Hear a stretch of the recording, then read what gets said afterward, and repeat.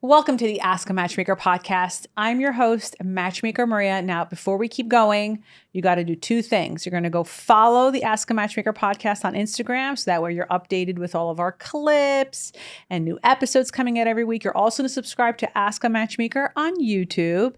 And then, you're also going to follow me on Instagram, Matchmaker Maria. I'll include those links in the show notes too, so you don't forget. I am so excited for this episode. I have been planning it for, I want to say, a couple months now. There was a few months ago where I talked about how hard it is in this country, and I'm certain it's happening in other countries too, when it comes to dating and caregiving. And so Katie Brandt, our guest this week. Welcome to the Ask a Matchmaker podcast. Thank you, Maria. She's a caregiving advocate, among so many other things. She reached out, and then we started talking, and I said, I need all of this on the podcast. So here we are today. I've been looking forward to this for weeks. Well, thanks, Maria. I'm a super fan of the podcast. I've been literally listening for years.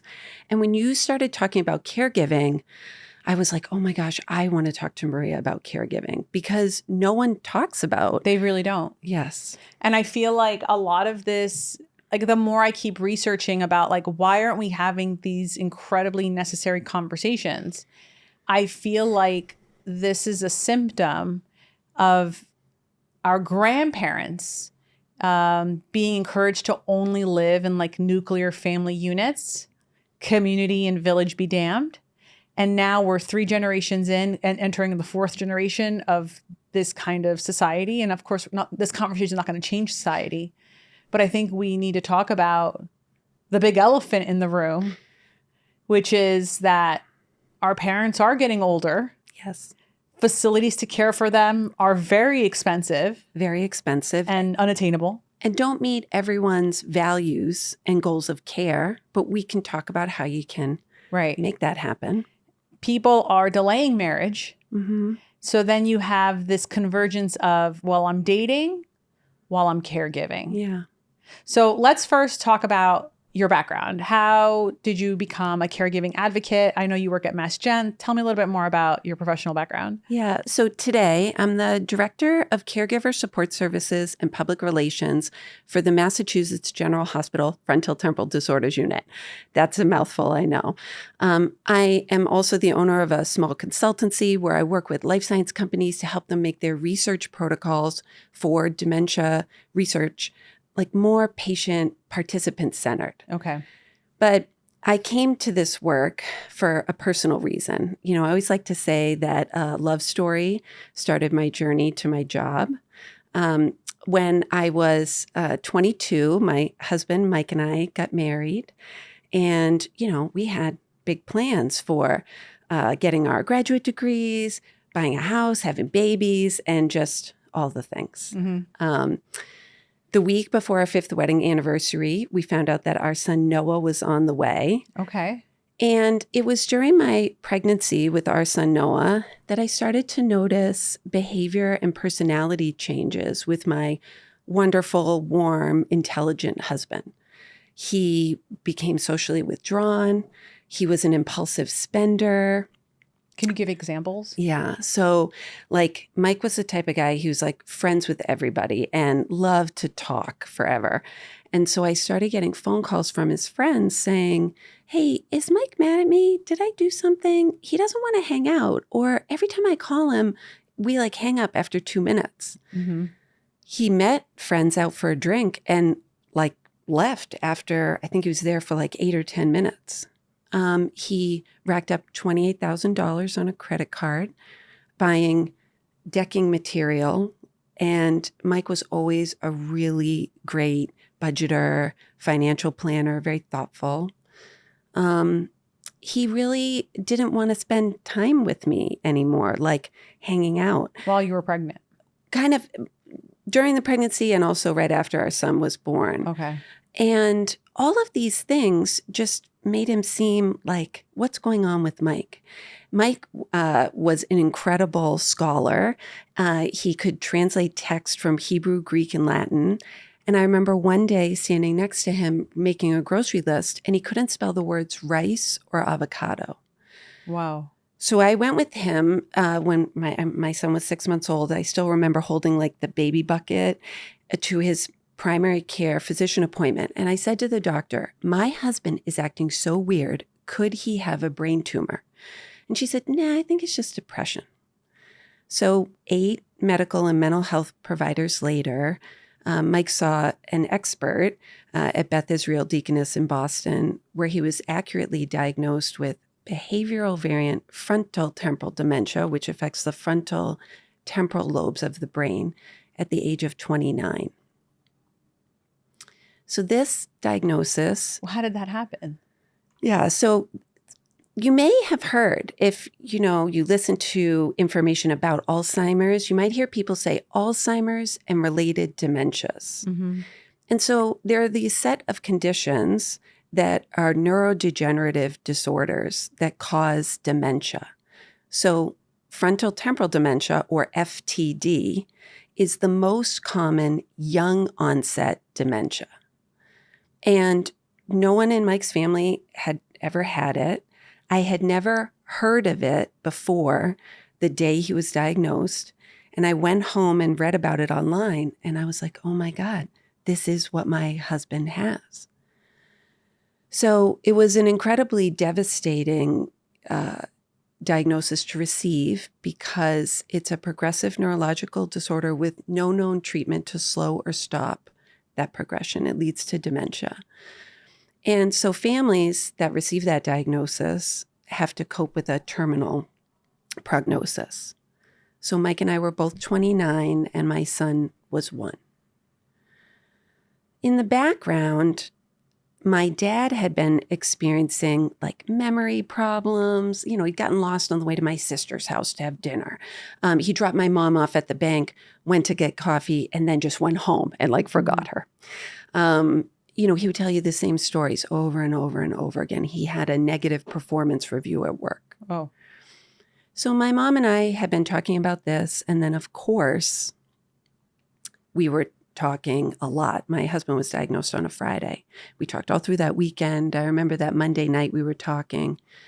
We'd been on the phone for an hour and 13 minutes. And my mom said to me, the baby is sleeping. You should be sleeping. I'll talk to you in the morning. And my mom didn't wake up that next morning. She had a heart attack in her sleep unexpectedly and passed away. And 17 days after that, my dad was diagnosed with Alzheimer's disease at the age of 59. So at the age of 29, I found myself in charge of taking care of 2 adult men with progressive neurological disorders, one with FTD, one with Alzheimer's, but both leading to dementia. And my son was 1 year old. So I decided to dedicate myself to caregiving. I left my job, which had some very swift financial repercussions for our family.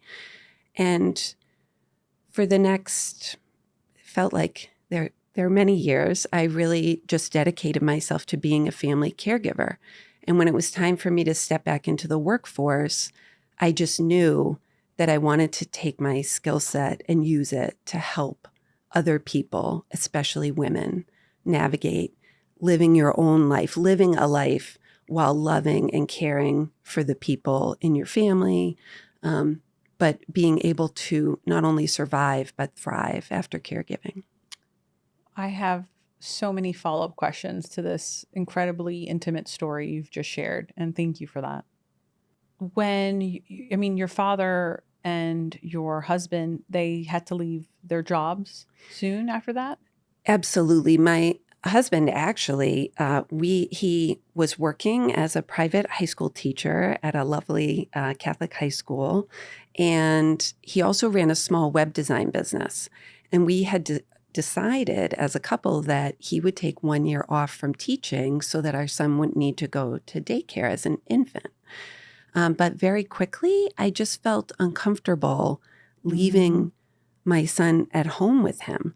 And so I started taking my son with me to work. I worked for the Child Welfare Agency in New Hampshire at the time. And I was not supposed to be bringing my baby with me to work.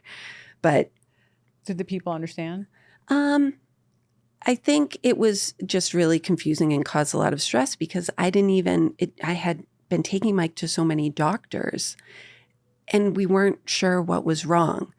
So FTD is considered a rare disease, and it is typical for people to spend years in the United States, if you are living with a rare disease, to get it accurately diagnosed. So in many ways, Mike was lucky because I was very tenacious to keep bringing him. But then you left your job. So how were you making ends meet? Yeah. So very quickly, I just felt like, how am I going to take care of these 3 people? Mm-hmm. So I decided to leave my job. I lost my home to foreclosure. Wow. I spent all of our retirement savings, which frankly weren't very much because we were in our 20s. And my son and I moved in with my dad. Almost immediately, I had awareness that I could not keep my husband, father, and son all safe in the same house because I wasn't enough. Like one adult could not take care of all 3 of those. And when people have frontotemporal dementia, it affects the frontal lobe of your brain. That's the last part of your brain to develop. So I know, Maria, you're a mom, right? So thinking of when your kids are 1 or 2 and they might run across the street without looking.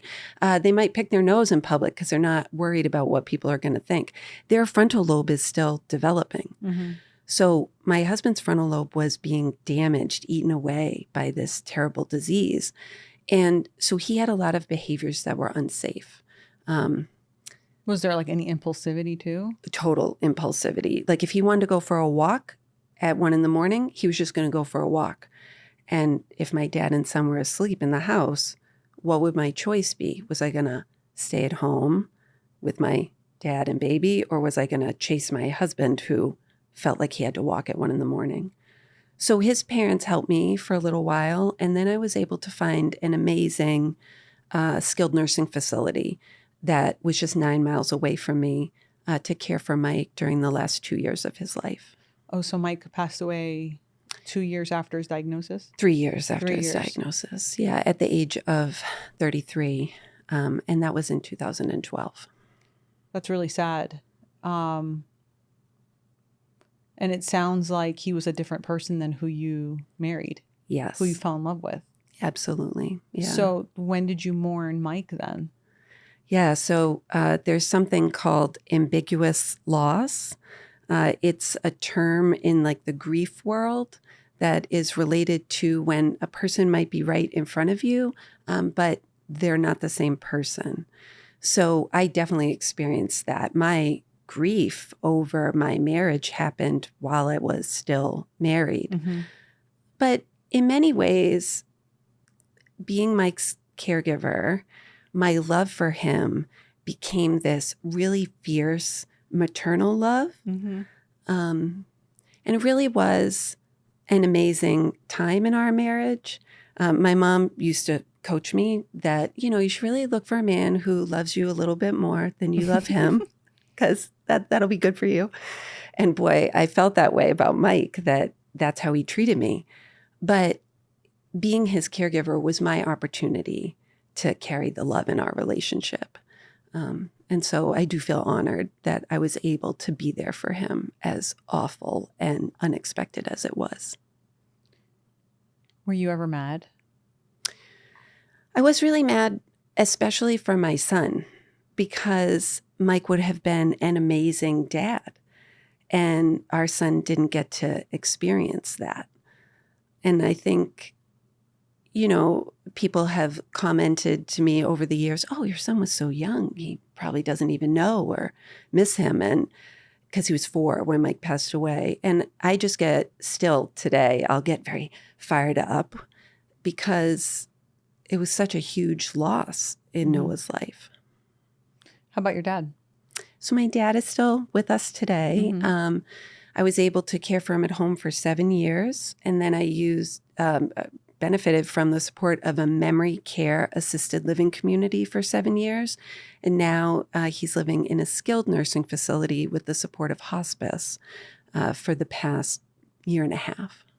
When you put Mike into the facility, who helped you put him into that facility? really it was myself. And what often happens is people who have dementia, I see this over and over now in my work, right? I've worked with hundreds of families. So what will happen is someone has a diagnosis of dementia and they're having more trouble functioning and making decisions, good decisions at home. And then there'll be an incident, like they'll get lost in the community, they'll get in a car accident, they'll fall and break a bone, and they need to go to the hospital. And many times that's when families have a chance to pause and say, wow, like, can I keep doing this at home? Right. Or is it time for my loved one to benefit from 24/7 care in a medical facility? And so Mike had just been really struggling a lot with his parents, and they brought him to the hospital.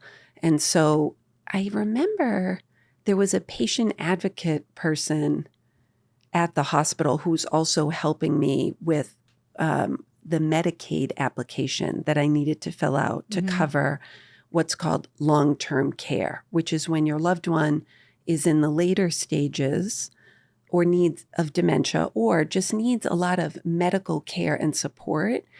They might live in a skilled nursing facility, which people refer to as nursing homes. Mm-hmm. When you brought a year later into his diagnosis, when he went to that nursing facility, was there like a conversation? Like, were they cognitive, understanding that they're going somewhere else? For Mike, he really had, I think, a lack of understanding. Wow. About his diagnosis and even about his limitations. It's this term called anosognosia, where you have a lack of understanding, a lack of awareness. And that can be so hard for family members and caregivers because, like I'm saying, you're not safe to drive anymore, or you need to live in this place because of your medical issues. And your loved one might say, what are you talking about? I'm great at driving. What do you mean? I don't have any problems. For my dad, who's living with Alzheimer's, and Alzheimer's typically starts in the back of the brain. Okay. And memory is going to be like the most common pressing symptom for like a typical Alzheimer's. But Dad's personality has really stayed true for much, much longer. Wow. Like even today, he just celebrated his 75th birthday this past weekend. And I walk into the room and he says, hey, Kate, Does he usually remember you? My dad does, yes, for sure. But he might not know. Actually, something that I always get a kick out of is I love to tell him how old I am. Oh. Because the reaction I get every time is, no way, you can't be 44, Well, how old does he think you are? I don't know. You should ask him. I know, right? Maybe he thinks I look 20. That would be great. Do you, so in this process, now you've been a widow for 12 years. Yeah.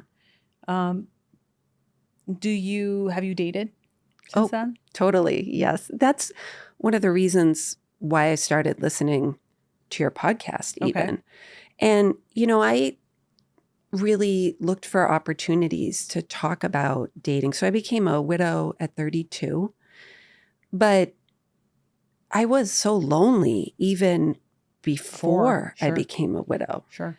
And I really couldn't have managed the juggle of dating while Mike was in the facility and Noah was so little and Dad at home. And, I think people talk a lot about, well, is it okay for someone to date if they're married and their loved one has Alzheimer's? Like, imagine my mom if she were still alive today, and my dad has had Alzheimer's for 15 years. And, I think that what's important is to know that you can be a caregiver for the person you love, and that love can still be there, and you can also live your own life. They covered this on Grey's Anatomy. Do you remember? I love Grey's Anatomy. I know, right? I think, I know Meredith Grey's mom has Alzheimer's, but I think there's a point where Adele, the chief's wife, has Alzheimer's, and then the chief is like dating other people. Yes. And it's like, why would it, and I think in my mind, like, I get it. It's kind of like, I recently had a friend caregive her dad who was actually going through dementia. And I asked, how are you doing? She went from caregiving her ex-father-in-law until he died. Then she got divorced. And now she was back into caregiving her father, who was suffering from dementia. And I asked her, like, how are you coping? Like, are you dating? And I remember recalling, she said something along the lines of, I'm emotionally and physically spent at the end of the day, but I have found, a fuck buddy to at least let me feel intimate when I need to feel intimate in this part, because I know it's not going to be for long. Yeah. Right. Like there was, I think she was starting to get signs that like, her dad's not going to have dementia for 15 years. It's going to be a little more short-lived. Yeah. But she's like, until I go over that, maybe later I'll be ready for a relationship. But right now I just need to get certain needs met while I do this. But I think her experience, and I know her experience and your experience are a little bit more extreme. Yeah. But I think that they're actually quite common. And I'll tell you a little bit more about my caregiving story. Yes. And I'm married, right? I'm not single. So this is a very different way to look at things, right? Yeah. I always am very conscious of like, well, would this happen if I were single? And I remember thinking when my caregiving journey happened, I remember thinking there's just no way I would be dating right now, because I'm in like the part of caregiving that's like that really steep learning curve. Yeah. You're not yet at the level where you could do stuff. But my mother had extreme complications to diabetes at the age of, I want to say 62. Yeah. And that included losing her mobility, like extreme loss of vision, dialysis multiple times a week. And before I didn't know how serious it could get, but before, just like when it was starting to get bad, like when my mom started dialysis, that was the first thing that was like I could tell that my dad was like struggling. Yeah. So, my husband and I, we talked about it and we're like, let's just move in with my parents until we get a handle on what's happening. Yep. And then we'll buy a house and we'll figure it out from there and we'll bring them with us. Like we were kind of like thinking ahead a little bit of like, okay, we're going to take over here, but also, there's a future here is what I'm trying to say. And then the pandemic happens. So like we moved with my parents September 2019. The pandemic kicks off. I'm also super pregnant in the beginning of the pandemic. But then it was in December 2020 when we started to have like the first round of amputations. Oh, yeah. And I thought that was like, I remember her coming home Christmas Eve and I was like, okay, I don't know what's happening here. Yeah. And then calling 911 on New Year's Day, like, you got to take her back. I can't, like, there's like, I don't know what's happening here. I remember a social worker coming over with this massive, massive binder that's like, here's everything you need to care for your mom. And I'm like, I have an infant. I have a toddler. I have a business I'm running. Like, you have a husband? I have a husband. Yeah. Like, I'm like, this is a lot. Like, how am I supposed to do this? One thing that annoyed me to no end is like my mom takes something like, 18 pills a day and the local Walgreens is just giving you these bottles. Yes. They're not sorting it out for you. And now suddenly I have to get like a master's in pharmacy just to understand all of these instructions. So, and I'll get to that in a second, because I think that's like a really big impact, like learning how to medicate someone and not like effing it up. And the pressure. Oh my God. Right? Like I remember Wednesday nights were usually the nights where I would sit and sort out the pills. Yes. And I despised it. I was like, there has to be a better way. And I did find a better way. And I'll mention that in a few minutes. But so like, the early 2021 is just kind of like ups and downs. Like every single day is a new day. Right. And it was just like rocky. Right. And we're all trying to get vaccines. It was like, there's all these things happening that like in the background. And you're like, and my mom was like in and out of these rehab centers where they weren't allowing visitors. My mom is hitting a depression now. Yeah. You know, she wants to see her grandkids. It's really hard to FaceTime her because she doesn't even have the energy to like hold her phone up. Yeah. So anyway, and then in October 2020, I want to say in September 2021, my dad goes to Greece. I said to my dad, like, why don't you go to Greece for a month? I got it. Like, but literally the day he like 2 days after he left, my mom lands back in the hospital. And my dad's like, what do you want me to do? And I was like, just stay there. I'm sure it's like last time. She'll go to rehab, you know, like, so they send her to rehab like a few days later. And it just gets like so much worse. And there's it's called palliative nurse. Yeah. Palliative care. Palliative care. They're they've got me and my sister on the phone. They're like, your mom has 3 weeks to live. You know, like they're kind of trying to prepare us a little bit and like trying to explain what's happening. And at this point, I've already hit my learning curve. Like I know what to expect. Yeah. So they send her home. And this time when they sent her home, by the way, they had a different pharmacy. And that pharmacy sorted out all the medication for you. In those bubble packs? No, but you know those, not the bubble packs that are just like one medication. It's like, this is morning, this is afternoon, this is night, this is dinner time. And like the way that gave me relief, I still go to this pharmacy. So my mom gets out, I tell my dad and my sister, like, you need to get back here. We're baptizing my daughter tomorrow. Like, because my daughter's named after her and I want her to see it. And I will never forget the day of my daughter's baptism, I thought she was going to die that. Like if you saw what was happening 30 minutes before my daughter's baptism, you would have thought someone is dying tonight. Like it was just the most chaos I've ever felt in my life. And just like fake smiles. Yeah. While my sister and I are having like proper meltdowns.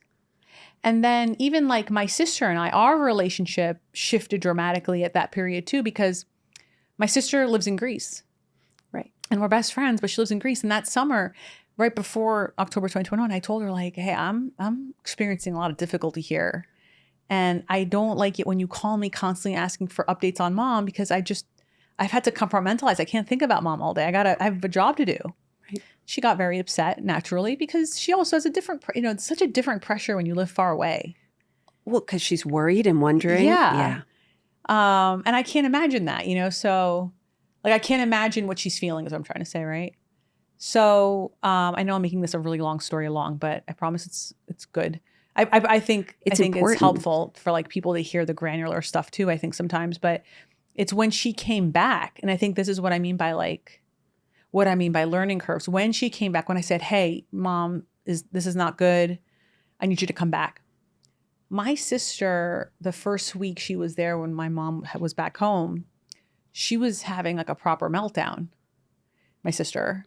And that was because she never experienced that learning curve that I had to experience a year. Now she's just experiencing it for the first time. Full on. Yeah. Like, this is the worst it could be. And I remember at that period, I was kind of chill. I was like, okay, take it one day at a time. The world's going to keep turning. We just have to figure it out. Like, we'll figure out each problem.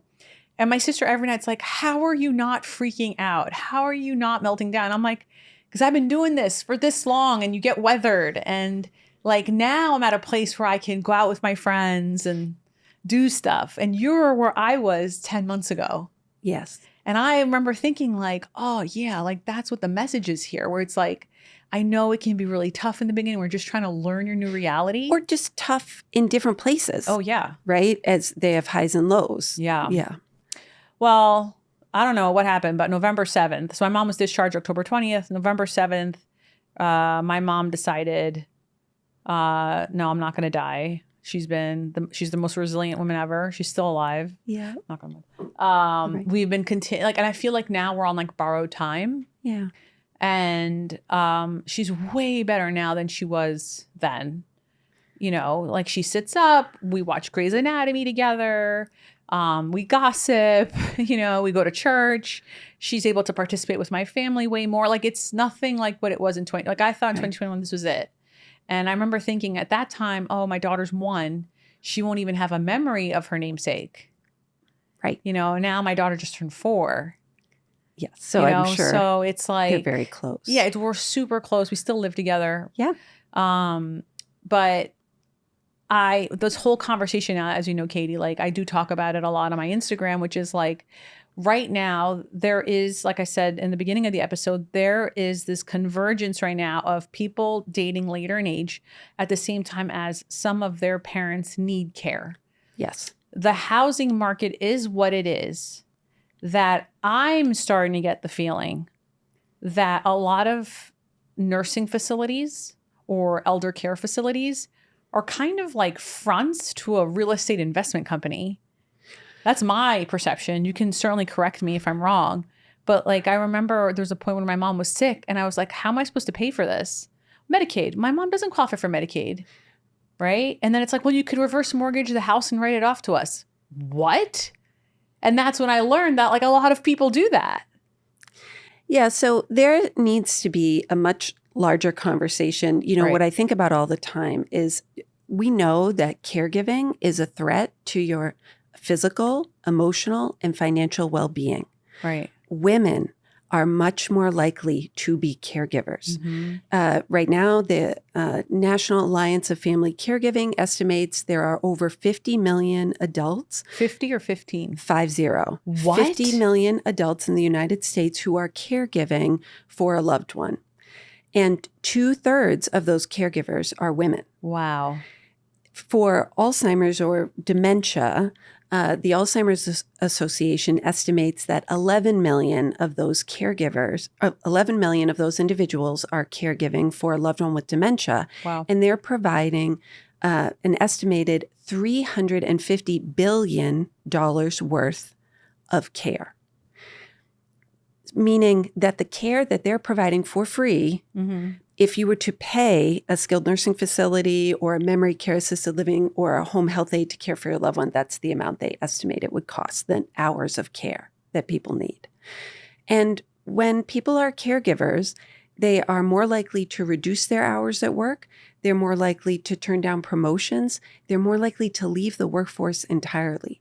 So when we think about women who are a huge listenership for you, women need to think about caregiving. They need to think about, what if I am in the position to be a caregiver? Mm. How might that affect me financially, physically, relationship, emotionally? Yeah. My ability to start a relationship, be in a relationship. It could delay childbearing. Right? Yeah. Yeah. And then how do you see it with like in terms of like affordability, right? Because I think that's, you're mentioning all this, right? But like you actually left your job. I left everything, and you foreclosed on your house. Yeah. And that's what I think about like all the time is like, how are we supposed to afford this? Well, and think of the incredible position of privilege that I was in, because I even knew walking away from work and all the financial ruin that would come with that, I knew I would be taking care of my family. And I had a pretty strong sense that Mike would not live for a very long time with his disease. Mm-hmm. And I was so young, and I had a master's degree and I had work experience. So when I was ready to step back into the workforce, I could step back at a level that was much closer to a living wage. What if I didn't have those degrees or that work experience? How was I supposed to get those things while juggling caregiving and being a single parent? There have been instances where I needed help, like my dad needed help caring for my mom. And I would, I think the problem is that like some people would talk to my dad, right? He would go out and his friends are like, well, the township does this, or, the state would pay you because you're a caregiver. And my dad come home, he's like, you got to look into this program. I could get paid for driving her to and from dialysis. And I'm like, all right, I'll call. And it's like, yeah, the waiting list is 7 years. Medicaid, you can't have any money.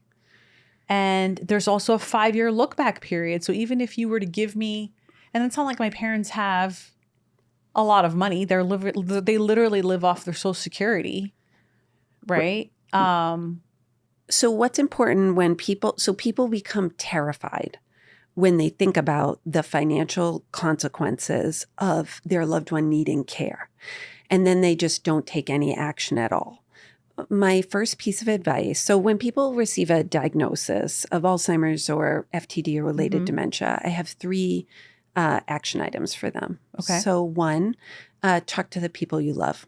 Like, tell them how you're feeling about this diagnosis. Let people in on what is going on with you so you can get emotional support, like your inner circle. That's a good idea. The second thing you need to do is you need to connect with a certified elder law attorney. So certified elder law attorneys are in every state. You can look them up through the National Alliance of Elder Law Attorneys. So you can put in your zip code, because those are the attorneys that understand what are the laws in your state if you or your loved one were to need skilled nursing care or memory care. How could you set up your finances to promote, doing the best that you can in that situation? And it's really important to take those steps, even if you say, well, I don't ever want to use a skilled nursing facility. That would be crazy expensive. That's not my values. But you never know what is going to come down the road. So you might promise, I can take care of you at home. And then maybe you don't really know what is going to be required for taking care of your loved one. I've had very petite wives who wanted to take care of their giant husbands, but they needed physical help to get up and off the toilet or couldn't stand in the shower. What if something happens to the caregiver first? And caregivers of loved ones living with dementia actually have higher rates of mortality than non-caregivers. Oh, wow. So what would an elder care attorney then do? Because we're still on step 2. Yeah. So for step 2, so they can really help you I don't have one, by the way. Oh, you should get one. Like it's I really interviewed great. one once and they told me the price.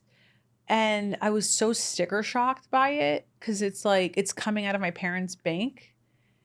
And I know they don't have enough money for us, so it's going to come out of my bank account. But it's like I don't understand what the benefit was. At least she didn't describe it well, so I'm excited that you are. But they had quoted me $10,000. Oh, so that's a normal price? Okay. So $10,000 is a price that I hear a lot in Boston to help people apply for Medicaid long-term care insurance. So that might be, how could I financially plan and apply to get the state to cover my nursing home stay through Medicaid? And that is a very lengthy and stressful process. And it's that 5-year look-back period that you talked about. And it can feel really overwhelming. But before that, usually when people are caregiving for a loved one, they're not right away needing a skilled nursing facility.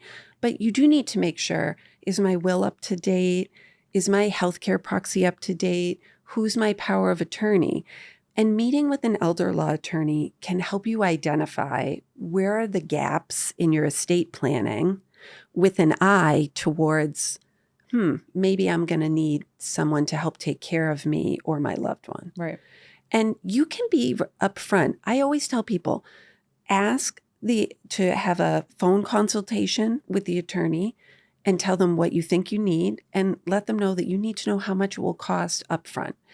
And really ask yourself, if you don't have these things in place, it could prevent you from helping to make decisions to care for your loved one or to manage your loved one's legal and financial life.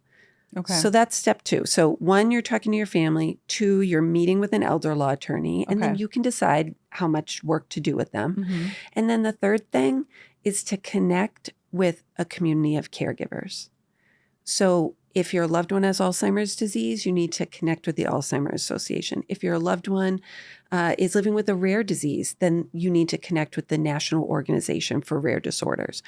It's finding out where is the local group in my community, and it might be at your senior center that has a support group for caregivers. Because while we don't have a cure for dementia, many of the chronic conditions that affect our loved ones, we do have a cure for the isolation and loneliness that many caregivers experience. Okay. And that's connecting with a support group, connecting with a community of other caregivers. How would you advise someone who's currently single, maybe they're online dating and they're caregiving, like how to communicate that to dates and even when to communicate that to dates? Yeah, so it's funny because I was just talking with a woman last time I went to the hair salon, and she asked that. She was like, "What do you mean? Like, how does caregiving affect dating?" And I said, "Well, imagine if your loved one can't stay home alone and you need to hire someone to stay with them so you can go on a date. And now it's the end of the date. And you're thinking, maybe I want to go back and stay at this guy's house. Well, but you'd have to communicate with the person who's staying with your loved one. Can you spend the night? And maybe you already know that they can't. And are you bringing this guy that you just went out with back home, and he's going to watch you interact with the caregiver and maybe pay them and make sure your mom's in bed, and then come back and have sexy time? That is going to totally change the dynamic of your mindset while dating. It makes it hard to be fully present. So I find that it comes up pretty early because your inability to be completely free usually comes up pretty quick. But in your profile, you could talk about, being family oriented, spending a lot of time with your family, because you don't owe it to the people who are looking at your profile before they ever meet you to share this like private role, but you probably would end up sharing it early on. Right. Do you feel like when is early on? Like, should we be saying this on a first date or second date? I feel like it's first date conversation, but I also feel like it's a grenade. But you know what? But not in a bad way. I think it's like some people are going to get it because that is going to be part of their life. Yeah. And some people are just not going to get it. And that grenade just. Well, so to some people, it wouldn't be a grenade right away, because I guarantee you, Maria, there are young men in their early 30s. I definitely met them when I was dating in my 30s, because I became a widow at 32. And so I really thought I was going to meet someone else. And it's taken me a long time. Have you met someone? I have met someone, yeah. When did you meet them? I met them this year. Okay. And it was through mutual friends, and they are also a widower. Oh, wow. And so it made me really reflect on a decade of dating where I just always felt like I was out of sync. And I would try to just be so upfront about being a single parent and not a divorced parent who has their child 50% of the time, but I have my child 100% of the time. And I also have these responsibilities for my dad. And I think my experience was I met many men who on the outset, they were like, well, you seem like you have it all together, so this can't be a problem. They just didn't get it. Because if you've never been a caregiver, you don't even really know what that means when someone tells you, I'm a caregiver. Right. So it would more reveal itself over time and then be difficult because I wasn't always available. I feel like for me, when I was in the beginning of my caregiving journey, especially like that October 2021, so like 10 months into the start when it got like really bad, like the lowest it's ever been. I felt like at that time I also discovered who like my real friends are. And it wasn't the friends that people thought. I felt like if you were reaching out to me that week, I was really angry. And that was because I was deeply upset that some people were only reaching out to me when I was experiencing my lowest low. Mm. But whenever I was having like a high moment, personally or professionally, nowhere to be seen. It's kind of like they were like sadness vultures, Sure. Yeah. And also they didn't know how to communicate to me. Like instead of just saying, which is something that I feel like I do, like one of my friends lost his mom, like suddenly. And, sometimes when I'm thinking about him, especially on a day where I think like, like Mother's Day, I texted him like, hey, I just want you to know that I'm thinking about you today. I hope your day is good. Right. I don't expect him I didn't ask him a question. I don't expect him to like respond, whatever. But the thought's out there, like the positive juju, right? But I had friends or my mom's friends who were like, so what's the update? And I felt this compelled to like have to respond And then after a while, I was just like, this is a lot. Like, I can't respond to all these messages. I'm just going to tell one person, and she could be responsible for telling everyone my mom's business. Like, you know what I mean? Like, if you are interested, talk to her. And then I would start to tell people ahead of time, like, hey, it's really nice seeing you. When they would ask about my mom, they say, how's your mom doing? She's good, but I'd really like to not talk about her today. Like, I had to start putting like boundaries. Because like, even when I was having like a good day, people would bring up my mom and I'd be like, I don't want to talk about her right now. Right.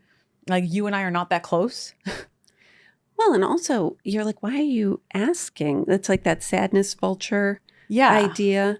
But I think you've identified like multiple things that are helping you cope and compartmentalize as a caregiver. Like, what are the tasks? Like your medication story, that's an amazing example of taking something that was really difficult and then finding out how to make it easier. But do you know how crazy it is to me that Walgreens doesn't do this by default?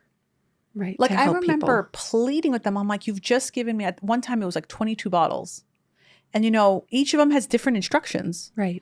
And I'm like, can you sort this for me? Like, can you help me? Help you. And you know, the pharmacy that helped me was it was called I forget what it's called, but it's in Milltown, New Jersey. So it's like 12 miles away from the house that I live in. It's a pharmacy at a gas station. But they are the people that do that sorting. And I think there's a lot of mom and pop pharmacies that do this.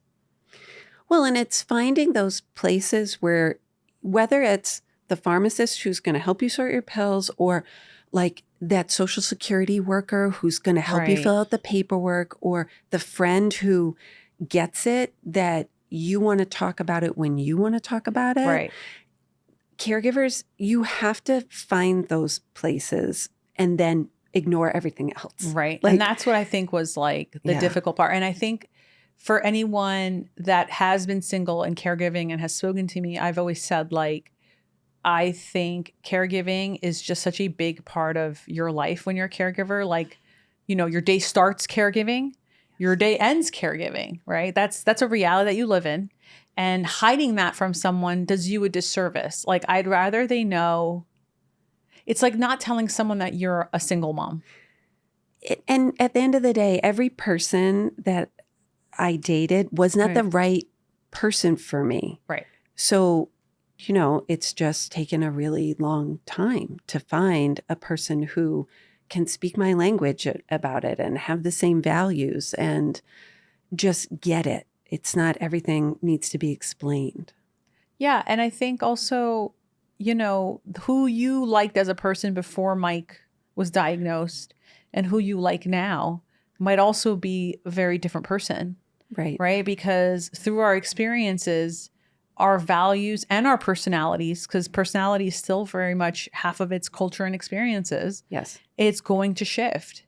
And you're not, you know, in Katie 2024 is certainly not Katie in 2012 and not Katie in 2008. Right. These are three different people. Yeah. And I think people that are dating while experiencing not only an emotional hardship and a physical hardship, but it's also a financial hardship. Yes. Like, I want to leave with hope. Right. I think it's really hard to do that. It is really hard to do that. And it's because there are many obstacles, right? There are like emotional obstacles that you feel grief, you feel stress. There are physical obstacles, like we need to live in a place that we can both afford. And there's logistical obstacles like, well, who could stay with my mom so I can go on this hot date? So it's really about being nice to yourself and focusing on not being perfect, but you know, what's good enough. Right. And then calling on your friends to help you in the areas, like maybe not even related to caregiving, but like, hey, you know, I need someone to hype me up for this date that I want to go on, or can you help me redo my profile because I just like don't have the emotional bandwidth. And, you know, I think to just really tell yourself that there are other people going through what you're going through. Yeah. And people who value and it's only increasing. It's only increasing. Yeah. And they do value and understand it. So there will be people who would want to be a part of your life, and they would see you being a caregiver as a wonderful part of your personality. And I double down now on certain things that I feel really strongly about as it pertains to compatibility. Like for instance, there'll be people that will tell me like they have a height restriction. Like I'll meet a woman who's 5'5" who will refuse to meet a man who's under 6 feet tall. And I'm always like, height does not determine if he will hold your hand if you're going through the lowest of low. Right. Right. Like I once read this article about how like a majority of men, you can correct me if I'm wrong, a majority of men leave their wives within 6 months of her breast cancer diagnosis or some crazy, I'm really butchering the statistic up. I had heard, so let me tell you. Maybe it's not the majority, but like a lot. I have heard some things like that. Mm-hmm. But in my work at Mass General Hospital, working with the greater FTD community, I have met some of the most incredible husbands. Okay. I remember a conversation with one husband in particular. He was a real like tough guy, real like construction worker. Mm-hmm. And he cared for his wife with such love and dedication. And I went to her memorial and I saw him recently and I said something about it. And he said, that was the greatest honor of my life. Like, knock you down, his love for his wife. So tender. I have a husband and a wife who caregivers, right, of their respective spouses who met in support group. And after their spouses passed away, they kept hanging out and fell in love. And now they live together. There are opportunities. Like that's another reason to get connected with your community of caregivers. I call it the patient advocacy community, because you don't just have to go to support group and like share your emotions. You can go to conferences. You can go to walks. You can go to fundraisers. The point is to find your community. Yeah. And then you're going to meet other people who have walked the same journey that you've walked. Right. So I think it's just about, it's funny you say that about the height, because somebody asked me, well, what type of guy, like, are you interested in? Maria, I realized a good person. I hadn't even thought about, like, they were like, you like blue eyes or tall. And I'm like, stupid. I wasn't even thinking about that. Right. Healthy. Yeah. I mean, it's kind. Health. I have started to say stuff like health is wealth. Health is wealth. And holy shit is it. And it's, that's a real true statement. Right. Katie, where can people gain additional resources for all the things that you talked about today? Yeah, there are amazing resources for caregivers. And so I know you're going to put them in the show notes, but think of like national resources. Like go to the National Alliance for Family Caregiving.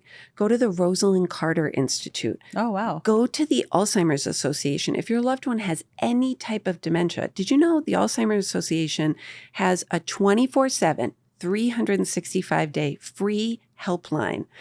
It never closes because caregiving never stops. So you could pick up that phone at 2 a.m. when you're feeling your lowest of low, you're so lonely, and you can talk to a trained expert who understands dementia and understands caregiving. Wow. So really, everyone feels overwhelmed. Like, oh my God, I can't fill out paperwork. I can't do one more thing. Just pick one thing to do.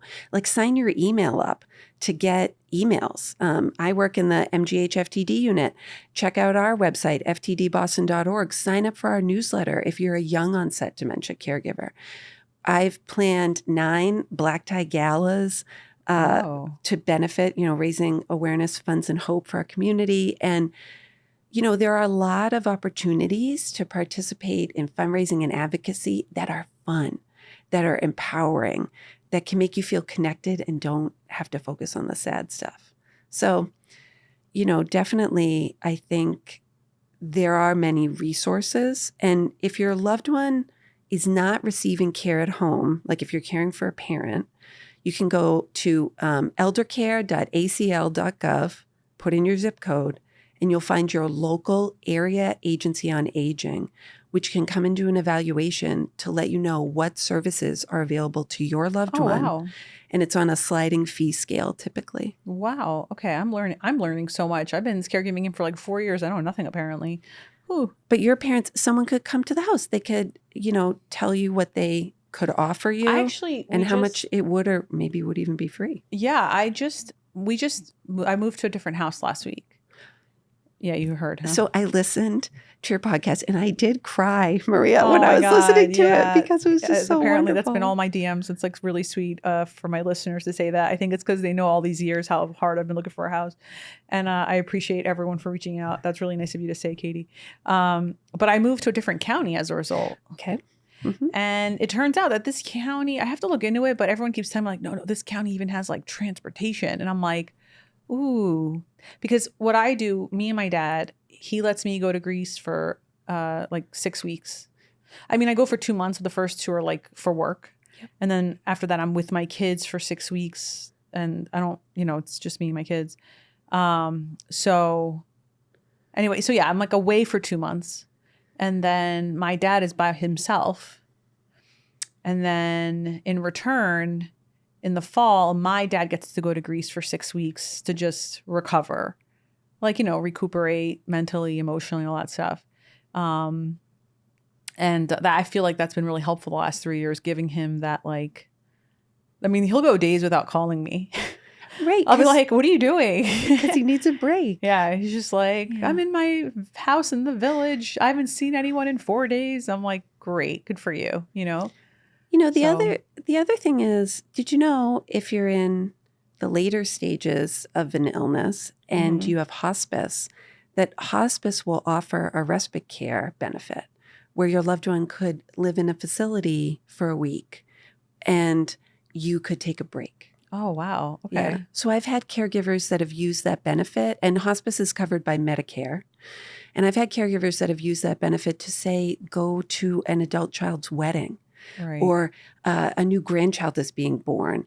And they just need that support. Like what you're describing, not every caregiver who's listening to this episode is going to have someone who's going to take turns. But there are ways to get breaks in the community. Many memory care assisted living programs will offer, you have to pay for it, but they'll offer a 30 or 60-day respite. Wow. And so, like, let's say you had to get your knee replaced. Who's going to take care of your loved one? You could go to your local memory care assisted living and say, hey, do you offer any like respite beds for 30 or 60 days? I also encourage families sometimes when caregiving is becoming too overwhelming to try that. You don't have to sign a contract. You're not signing a lease.